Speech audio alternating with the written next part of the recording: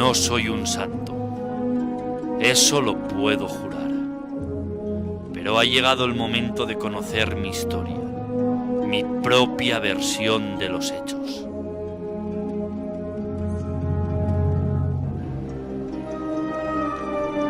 Sé que la traición es algo imperdonable, que no hay dolor más intenso que el de traicionar, que nadie puede amar jamás a un traidor.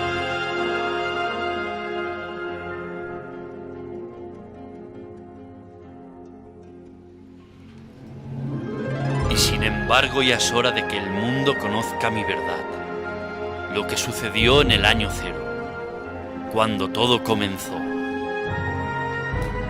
Hace más de 2000 años que estoy entre vosotros.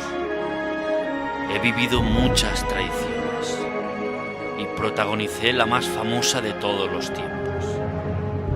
Fui el 13, el maldito, el proscrito, el gran traidor. Nunca llegué a ser un santo. Soy Judas, el Iscariote, y esta es mi versión de los hechos.